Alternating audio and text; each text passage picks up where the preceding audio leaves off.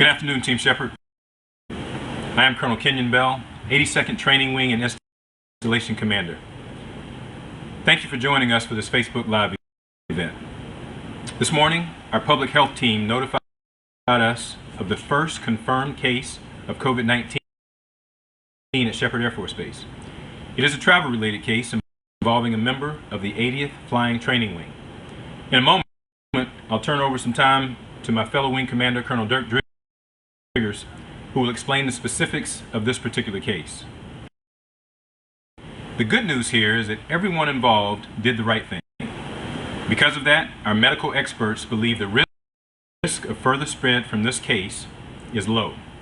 That's a reminder, a stark reminder for all of us to follow the proper protocols. If you're sick, stay home and call your chain of command. If you have symptoms of respiratory illness, call ahead to the medical clinic before you go in for care. If you're asked to quarantine, please follow all the guidelines provided. All of those things happened correctly in this case, and it protected our base community as well as our broader surrounding community. Up to this point, there have been 8 cases in our local community. This is our first positive case at Shepherd. And for more details, I'll turn it over to Colonel Driggers, and then I'll return for some closing remarks. Colonel Driggers.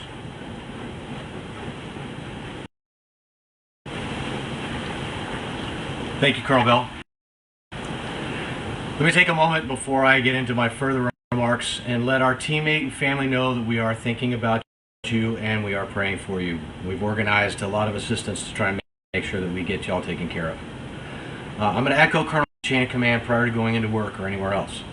Unit leadership leaned forward, made the right call, and they directed the member to stay home and quarantine with family members. The member of the family followed all quarantine guidelines. Earlier this week, the member began having mild symptoms and called the base clinic. The clinic staff took all the necessary precautions, and the member received the needed treatment, including a COVID-19 test, and was sent home for isolation. The family remains in quarantine status, and again, our teammate followed all public health protocols during the visit. Now, as Colonel Bell said, because everyone involved did the right thing, the medics believe there is a low risk of further spread.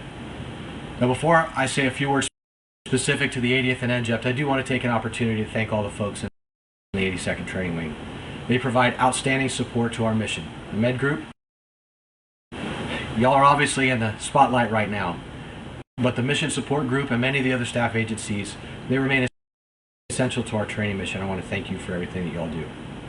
To the men and women of the 80th and NGEPT, I am so deeply proud of the work you're doing to protect our airmen and families, even as we continue our essential mission of training combat pilots for the NATO Alliance. Now, I want to take a moment, I want to talk about some of the measures that are in place over at NGEPT. Last week, I'm a flying training wing commander, and I never want to admit I like it whenever the bad weather comes, but when it does, we took advantage of it, and it did last week. Last week, we spent a lot of time coming together with a pretty comprehensive set of plans for the wing. Last Friday, I directed the 80th Flying Training Wing to put in place a sweeping array of health and safety measures. These measures include teleworking, shift schedules, enforced social distancing, and regular, thorough disinfection cleaning throughout all of NGEPT workspaces, all preventive by design. I urge the folks at NGEPT, please continue to follow the guidelines and lean together by staying apart. We're going to make Operation Kick COVID a success. Thank you. Colonel Bell.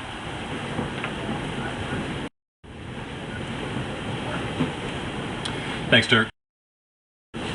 So we are all in this together, as Colonel Driggers just mentioned. And I appreciate the friendship and partnership that we have here at Shepherd Air Force Base. There are no seams between the 80th Flying Training Wing and the 82nd Training Wing and all of our other mission partners. And sometimes it's just helpful to have a fellow wing commander to talk a few things through with. Again, we appreciate everyone involved in this case for doing the right things to keep our community safe. It's obviously not great news to announce our first case, But this is about the best scenario you could imagine. So let's be grateful for that. Now, what's the way ahead? First, we need to increase our focus even more on the fundamentals. You've heard it a lot, and you're going to keep hearing it because it's important. Wash your hands. Practice social distancing. Suspend travel. Stay home if you're sick. Clean and disinfect objects and surfaces. Now, it's one thing for us to say it, and our medics and instructors say it, our civilian supervisors say it. And then when you go out and actually do it. This is a bold, active time for us and our frontline leadership to be out and about, actively doing that thing called leadership. We're counting on you. We will continue our essential training missions as directed by Air Force and AETC leaders. I know many of you are concerned about this. We have a lot of airmen in dormitories, in classrooms, and dining facilities.